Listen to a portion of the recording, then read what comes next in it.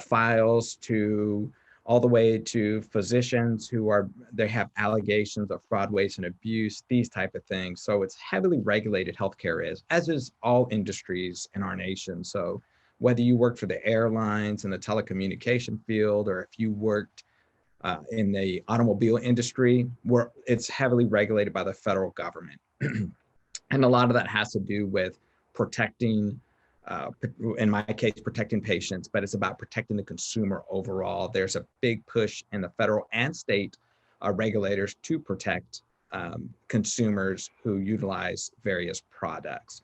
So that being said, I'm going to focus on healthcare compliance today. Again, my name is Cortez. If you guys have any questions, or if you want to follow up or send me emails after this, I'll make sure that you do have my contact information. Be glad to share any information I can.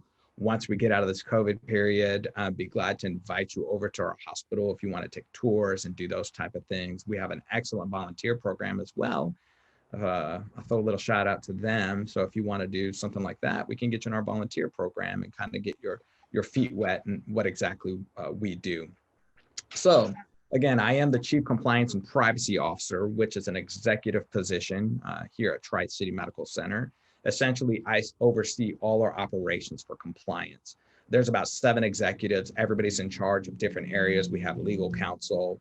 We have chief nursing executive. We have a chief operating officer, chief executive officer, and we all have our different areas that we're in charge of to ensure that we're a well-functioning machine. So that being said, I'm going to go ahead and kick us off here. And let's see. Okay. I think I'm having, there we go. So who am I? I kind of just went through this. I'm currently the Chief Compliance and Privacy Officer for Tri-City Medical Center. I stopped for a quick cup of coffee, so I didn't include that on here at Stanford before I came here, but primarily at UC San Diego Health on the road. And then I was with the Department of Veterans Affairs for quite a number of years, which is where I picked up I cut my teeth in this industry with the Department of Veterans Affairs. And most likely, if you're interested in this field, you will probably end up working for a state or a federal entity first. But that's great because that's how you find out how that functions at that level, what the rules are. That's more likely how you find out than anything. I also started out, as you notice, if you go through these, I've always been in community works. So I started out at Denton County Veterans Service Office, which is it's a county that's right north of Dallas in Texas. And that's where I went to college at. I went to University of North Texas, and as well as Southern Methodist University. I went there for law school. But I started off my whole career in the United States Marine Corps, and that kind of gave me ground. I was right here at Camp Pendleton. And so that's what kind of kicked me off and started me on the path that I am currently on. And just so you know, like I said, it's what you pick now may not end up being what you want to do now may not end up what you end up doing for career-wise. Because when I joined the Marine Corps, my whole goal was to get to the FBI. I wanted to be an FBI agent. So I wanted to start out at Dallas Police Department, get on the SWAT team, and then eventually move over to FBI.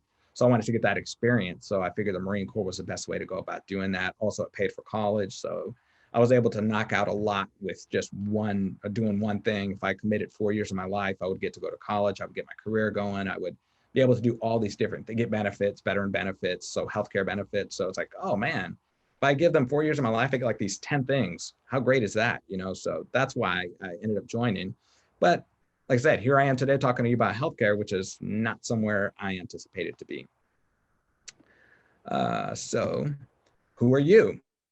You are, and this is where my prediction of who you are comes in, your future leaders, your people who are ideally positioned to enter the compliance field. Why is that? Because you're here. You're here during this presentation. You want to find out what it's about. And I want to kind of explain to you where it came from, how it originated, those type of things, because I don't want to go too deep into the weeds because there are so many different areas of compliance that you can get into. You can focus on privacy, you can focus on state regulation, you can focus on fraud, waste, and abuse. It's a lot, but it's fun too, because you get to pick, which direction you want to go in compliance. Also, your role models for ethical behavior. So you're here, you're committed, you're showing that you do want to be involved in compliance. It's not about being a police force. It's more like being a trainer and an educator and understanding that your hospital, your physicians, your nurses, your administrative staff, which is what I am, understand what the rules and regulations are. So that way we're not going to get ourselves in trouble with the state or federal entity. The last thing you want is state auditors coming knocking on your hospital door saying, we want in and we want to see, show us all your records. They are like the police, and they have the authority to do that to protect the consumer. So why are we here? We're here to learn more about what healthcare compliance industry is. And just so you know, a lot of people wish it didn't exist because it can be very, it can be very, for at least physicians and nurses knows, they're focused on trying to provide healthcare. They're trying to provide miracles to people who are very sick. And so they are not very interested in the law. They're more interested in getting the patient better. But there's a fine line that you have to walk in which you can do both. And my job is to mesh those two worlds together so we can provide good quality medical care, but at the same time, do it within the legal boundaries. So I'm going to go over 5 events that kind of created what has become of the healthcare industry. It's not, it's maybe a miniature history lesson, but it's fascinating how healthcare compliance came about. And so these are significant years, and I'm going to kind of go through them very briefly so you understand how we got to where we are today and why I do what I do, and potentially you're going to do what I'm doing now. Maybe one of you will eventually be the Chief Compliance and Privacy Officer of Tri-City Healthcare, which would be great because you're already in the area and you know it very well. So when people come into the hospital, a lot of times you'll know who they are and you can provide better service to them. So healthcare compliance, 1965, Medicare Part A came out. And for those of you that don't know, Medicare Part A is hospital insurance that the federal government provides for individuals in our country that reach a certain age, which is age 65. I'm not going to go into, you could take it early or you could take it late and all this stuff, but let's just call it 65. It's financed through payroll taxes from workers and employees that work in our state and in our country. So that being said, there is a fiduciary duty that when we are billing the government for services, so from a hospital, from Tri-City standpoint, we are billing the federal government for services provided to patients. How are we doing that? Because we're billing Medicare Part A, we're billing Medicare or Medicaid. I'm sorry, it's actually Medi-Cal in California, but everywhere else it's called Medicaid. So those two entities, those two structures we're billing from. So in other words, we send a bill to the government and the government cuts us a check for the services that we provided to that patient. So that being said, that's why it's heavily regulated, because the government wants to ensure they're getting what they're paid for and that we're treating the consumer correctly and that we're doing the correct things. Because if you're billing the government, I assure you, they are going to want to get what they paid for. So healthcare, so in 1965, we seen that this came about. Well, the problem was in 1965, the life expectancy was 70 years, basically. So 5.2 years after 65, we're expected to take care of that individual. Well, in 2020, as medicine has evolved, people are living a lot longer, twice as long now, more than twice as long. So they're at 78, almost 80, living to 80 now. So those additional years are more cost. And so that increases the cost. So the government wants to ensure that there's enough money to keep covering this. So that is why we are in our industry. We have to protect the bottom line, which is the money that the federal government is spending on their patients. All right.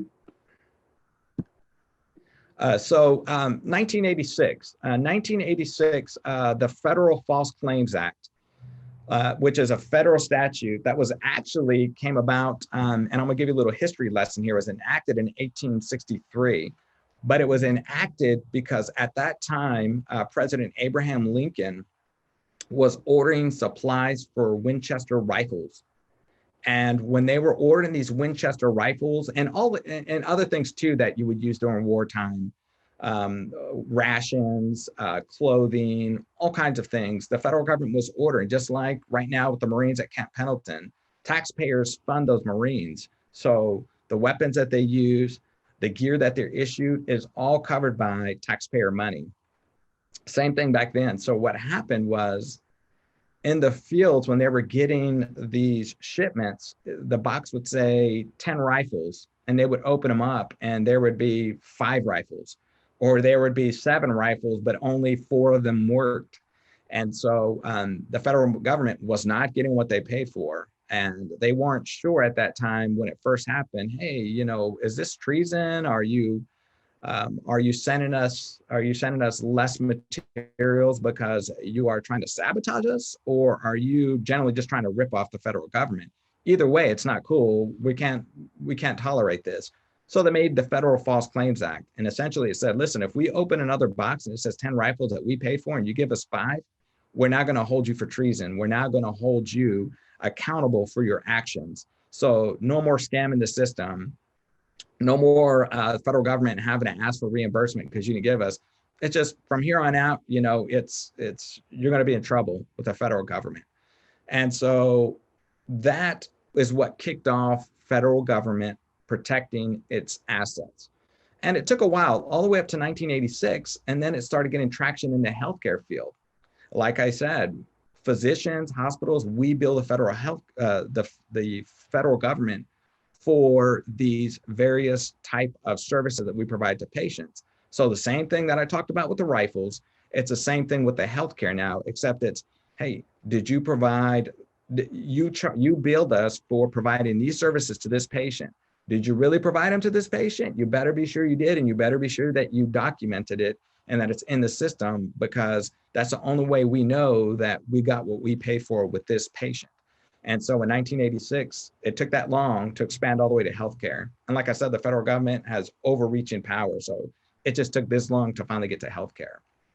So the government not only wants their money back if they feel like you've overpaid, if they feel like you burden them, overcharge them, they're going to also ask for treble the damages, which means 3 times the damages. And penalties that are excessive, $20,000, over $20,000 per event. I think it's 23,000 some odd dollars as of June 2020. Also, to entice people to do the right thing, what they did is they said, listen, if you work for an industry where you know that they are doing things that are illegal, unethical, or immoral, let us know about it, and we will give you 15 to 30% of whatever we recover from that agency. So in other words, if a healthcare entity has billed $30 million illegally from the federal government, the federal government goes in, finds out that in fact, yes, they've overcharged us by $30 million. Thanks to that whistleblower who came in and told us, otherwise we would have never known. Thanks, whistleblower. We're going to give you 15 to 30% of that $30 million for your trouble. So that made it a lot harder for anybody to try to commit fraud, waste, or abuse. And I do want to add in that a lot of these individuals, they don't do it on purpose. Some do, of course, but on some it's just purely an accident. They accidentally charge for something they didn't know. Rules change, regulations change all the time. And if they're not up to speed on those regulations, they might accidentally do something illegal that they didn't know that the rules had changed. And that's where we come in as compliance individuals, is when something changes, we have to keep our eyes open, and we have to now provide training and education. Hey, everybody, let's stop the presses for a second. Let's talk. The rules change. You can no longer bill for this anymore. Or if you're going to bill for this, you have to make sure A, B, and C are all in order for you to bill for it. And so that's where we come in to make sure that the physicians, the nurses, and hospital staff all understand what the rules are. So I have a few definitions on here about, the actual law says that you have to knowingly present or cause fraudulent claims. but also in that knowing means that you can have reckless disregard or deliberate ignorance of truth or falsity. So the way the government's going to view that is if we change the law, you should know about it. Ignorance is not an excuse. So they're going to come after you if you should have known about it. And you should have known about it because they make it publicly available, and they send out large press releases every time they make a change. So in 1991 now, the federal sentencing guidelines, because people were kind of confused by this. You know, it's brand new to the healthcare industry. You have a lot of people like myself in compliance in the healthcare industry that were like, hold on now, it's very gray. It's a very gray world that we live in the compliance field. So it's not always just black or white. This whole gray area is like, well, why can some people are getting busted for this? Why other people are not? I don't understand what's going on. What are the rules here? And so that's when in 1991, they said, okay, we're going to explain it a little bit better so we can help everybody out. And they promulgated this federal sentencing guideline to say, this is what you can do in order to not only have a good compliance program optically, but actually run a good compliance program. So they're going to ask questions like, has the entity been guilty of misconduct in the past? So a propensity for it. They're going to look at the existence of an effective compliance program. And you see that I have existence of an effective compliance program underlined, because you do have some entities who they just throw together a compliance program to check a box and say, yeah, we have it, see?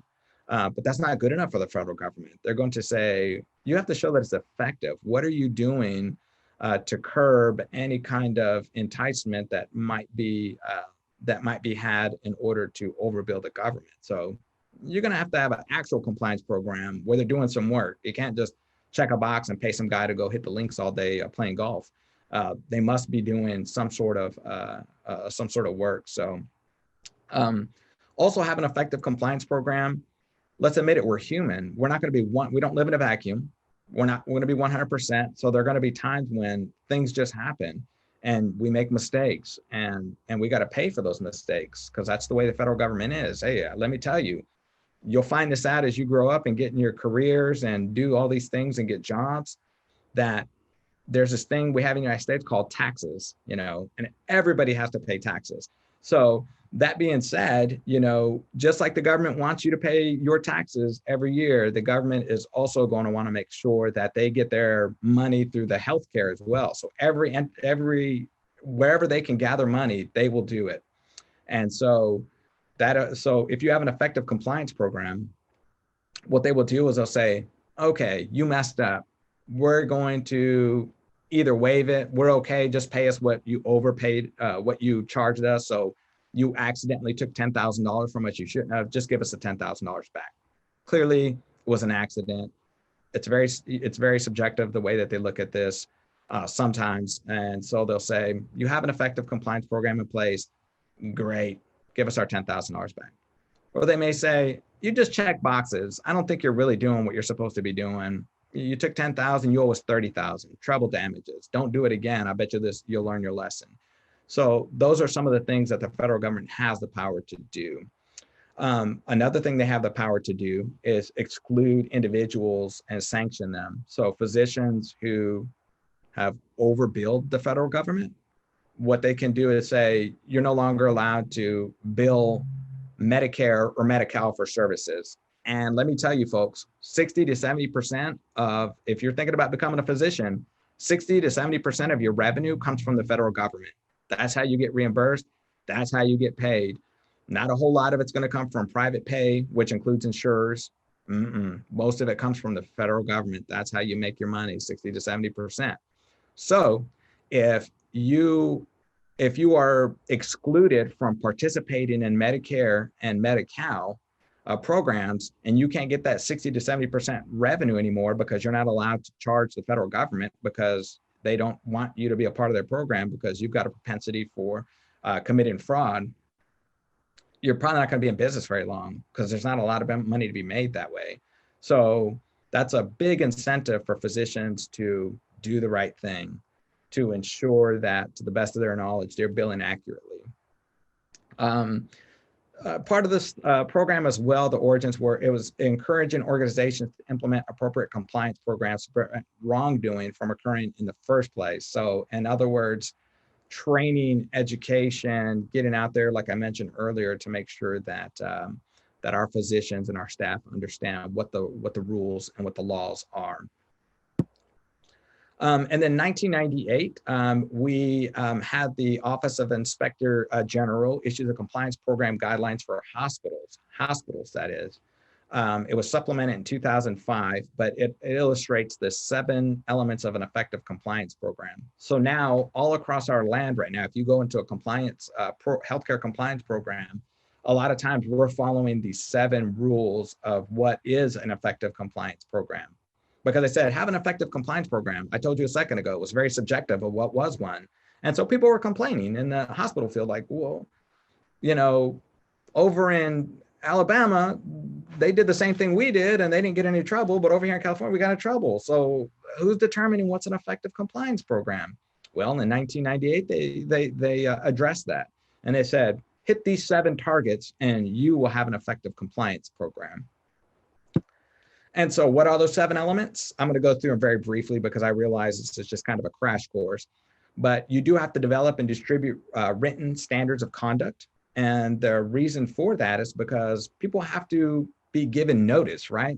You don't want to just be arrested one day and be told that chewing gum and walking is against the law, right? You would like to have been given notice that, hey, everybody, stop what you're doing from here on out. If you were chewing gum and walking at the same time, it is now illegal and you can get in trouble for it, right? So having written standards of conduct is pivotal because people have to know that what they're doing is no longer legal. So that is part of an effective compliance program, us teaching them what's going on. Designate a chief compliance officer and a corporate compliance committee who report directly to CEO and governing body. So that means that you, in our field, you have to have a reporting structure to the CEO. The CEO must know what's going on in the industry so that CEO can make a decision on how best to proceed. Also, CEOs aren't exempt from this. CEOs may be committing fraud or allowing fraud to happen. So that's where the governing body comes in. So as a chief compliance and privacy officer, I have sort of a dotted line to a board. At Tri-City Medical Center, our board is elected. So there's every 4 years, there's an election process and we get a board and there's 7 of them. And so when they get brought on, my job is to educate them, to show them what's going on in our hospital so they ensure that we do have an effective compliance program. And if our CEO is doing something that I might find odd, then I would be able to go to the board and report that. So that way it's a checks and balances to ensure that we are in fact following the rules. Deliver regular effective education and training programs. That's probably going to be about 60 to 70% of everything that you do. You're going to receive information that laws have changed. You've got to translate that information to something that's digestible to your audience. So you don't want to go talking to doctors about law because that's like if the doctor said, hey, can you perform this appendectomy? Here you go, take this scalpel and go ahead and perform an appendectomy. I am going to be like, oh my gosh, I don't know how to do that. I'm not clinical. I could never perform an appendectomy. Well, think about it this way. A physician also doesn't know a lot about law. So we have to kind of take what the law is and translate it for them into terms that they can understand and terms they can implement. So that's what we talk about education and training programs. Another part of it is maintaining a hotline to receive complaints. That's important too, because people have to be able to tell you what's going on. So you have to have a place for them to come in autonomy, or if they want to come and report and say, hey, I'm a whistleblower, I want to make sure I get my $10 million. Yes, please do take my name down and here's all the information. So they come in, but I would say a majority come in anonymously. They don't want to cause trouble. They just want to make sure that we're doing the right thing, and we honor them for that. So we want to make sure that we follow up. I do want to throw in there that we have to protect from retaliation. That is part of the law. So if somebody comes and complains or makes an allegation, even if it turns out to be unsubstantiated, meaning that it really didn't happen, they thought it happened, but it didn't, we can't say, oh, that person's a troublemaker now, so let's make, life, bad for them. Can't do that. Can't do that. That's actually a terminable offense if somebody is committing retaliation. So when I sit down with an individual, I say, listen, you've been accused of this. It was found to be unsubstantiated. You may not, and you cannot, and you will not go after the person who made that allegation. They were doing what they thought was right. Turned out not to be true, but we'd rather them come to us and find out it's not true than to ignore them and find out it was true later on when we have an entity kicking down our doors and wanting money. So so we have to respond to allegations, and we have to take disciplinary actions for those allegations, and we have to make them public as well. So we have to let them know, hey, if you're thinking about doing this, think twice. Look what happened to this individual. Another thing we have to do is perform audits. So we have to monitor and audit different programs. So in other words, I have to, from every time we bill the federal government, we want to every year take about 10 or 20 of those and just do a random audit and see how we build and make sure that we don't have any kind of fluctuations in how we're doing it. It should be a very standard process. And the last one is don't employ, and I please forgive me for my misspelling there, don't employ or retain sanctioned individuals. The physicians I talked to you earlier that the government said you may no longer bill us, we cannot bill for their services. If the hospital accidentally bills for their services, and we can get in some trouble for that as well. And like I said, if you have an effective compliance program, though, as soon as we discover it, if we report it to the federal government, we say, oh, hold on, time out, everybody. We accidentally employed a sanctioned individual.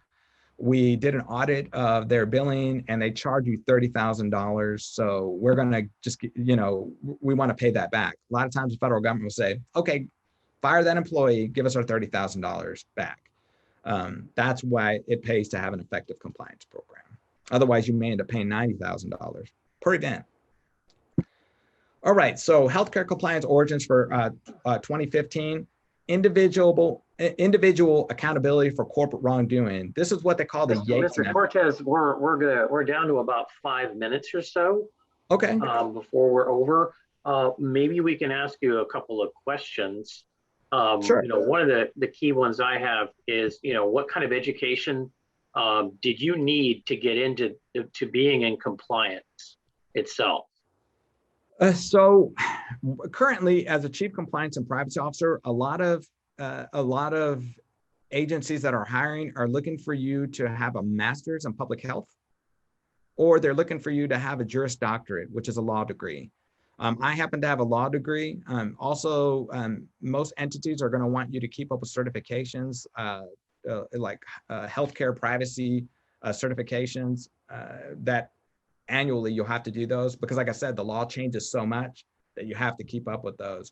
But yeah, the education process is first you're going to get your undergrad, preferably in healthcare if you really want to go down this field. And then you're going to move over into masters of healthcare. This is if you want to climb the ranks.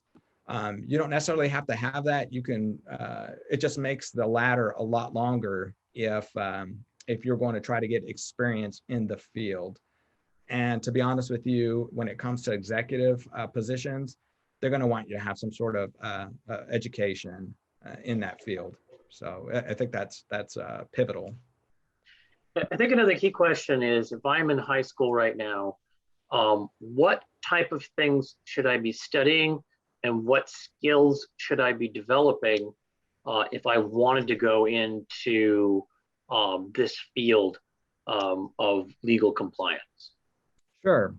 So it's going to be your basics. It's going to be reading, writing, communication skills, being able to, because you're going to be conducting investigations on individuals. So it's very pivotal that that you focus on your legal or your research, because a lot of these you have to look at what the law has stated before. So reading, writing, communication, and research skills. Those are going to be your primary areas of focus in high school and probably in college as well, because that's going to be pivotal. And it's going to be pivotal in any career you go into anyways nowadays.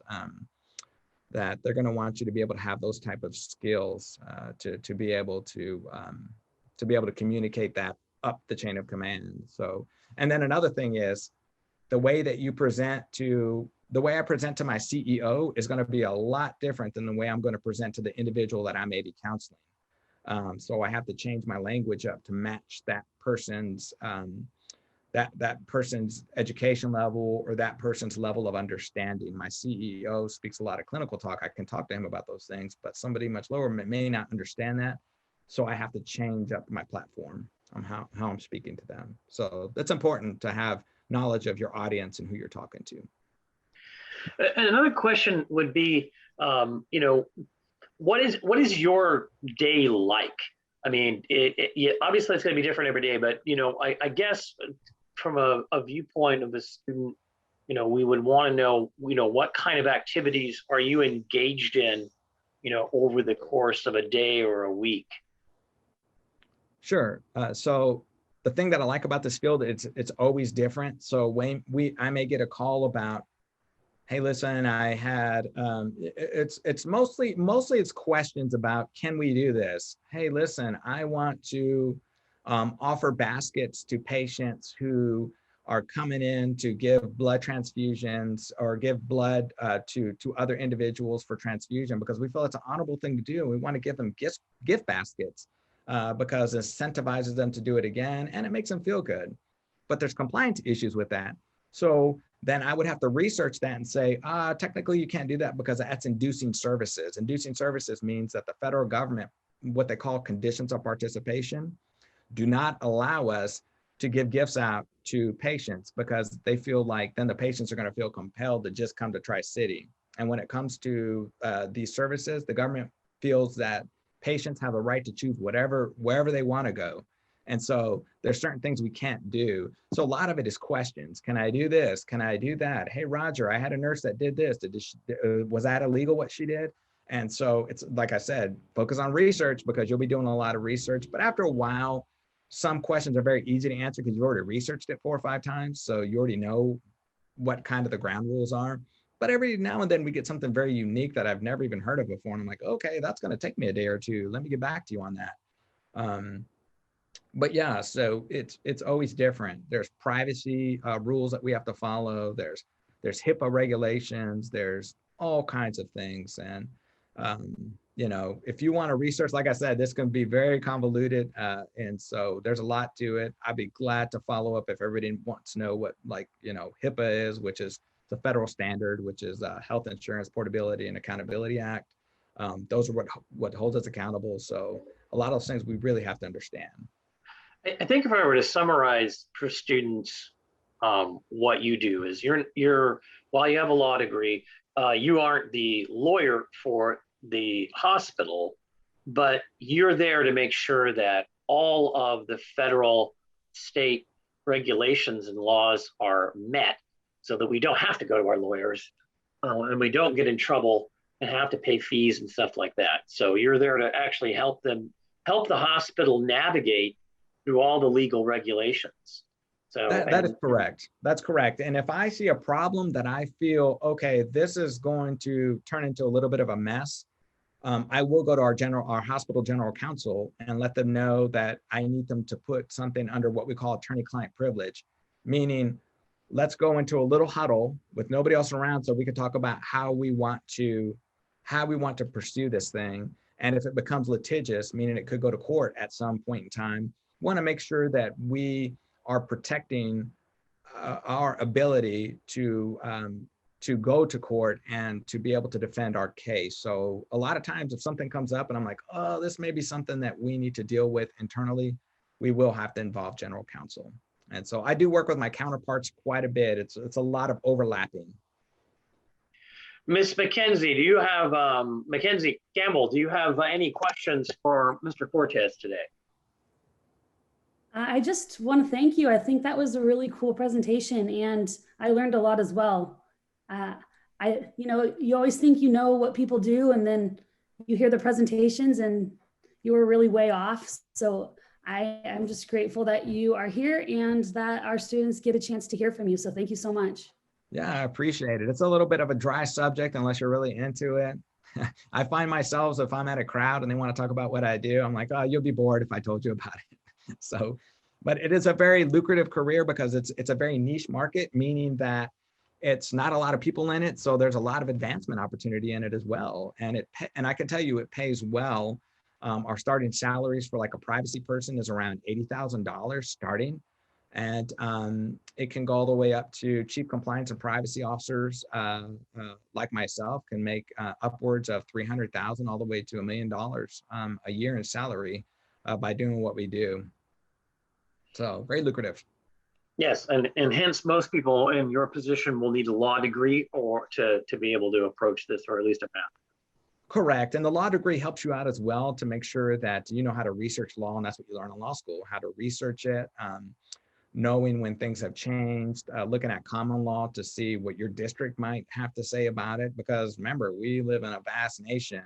And for those of you that don't know it, you know, Arizona is as foreign as, you know, Iraq might be, because the laws are completely different. So it's a completely Arizona, believe it or not, is a completely foreign land because they do things quite differently than we might do them here in California. So it really pays to know your jurisdiction. Well, thank you so much for being with us today. Unfortunately, these are fairly short sessions to give students kind of a slice of different people's careers. We certainly appreciate it and hope we can have you back in the future. This has been part of this session here. It has been recorded today so that students will have an opportunity to view this again on the college and career website here at Vista High School. Thank you so much for coming today. I do appreciate it. And I hope everything goes well for everyone. I've got to go off to my next session, but thank you for being part of our event. I do appreciate it. Yeah, I appreciate y'all, and good luck to everybody. And like I said, we're here, we're a community hospital. So feel free to let us know if you want to come in, especially once the COVID, the COVID's kind of dwindling down, we can start getting people back into our space again to show them that they're interested. Yeah, and we're happy to talk about, coming for tours, talking about getting students hooked up with the volunteer programs, and things like that. Healthcare is our number one career choice at Vista High. So any aspect of healthcare we can touch and learn about is always welcome. Okay. Yeah. I have a question. All right. Yes, William. All right. So yeah, you're like probably not the top guy, but you're probably like in the middle range. If you could put a good word in for me when I work there, if I ever work there, that would be great. Yeah. I will do it. You said was that William? Yeah, that's me. I'm here. I just need a little William. job so I can get the businesses going. You know what I mean? Yes, sir. Hey, you come in and see me when we open back up for visitors again, and hey, we'll look at putting you to work, getting you some training. All right, you're cool, man. All right. Thank you. Thanks, William. Thanks, William. All right, everybody. Thank you, guys. We've got to go to our next session, but thank you so much for being here. All right. Take care, and I'll make sure I leave everyone's contact information for this video before we get this one. Goodbye. All right, see ya. Have a good day, dude. You're at the thing. All right. Will do, William. Have a good one. Thanks, William. Bye-bye now.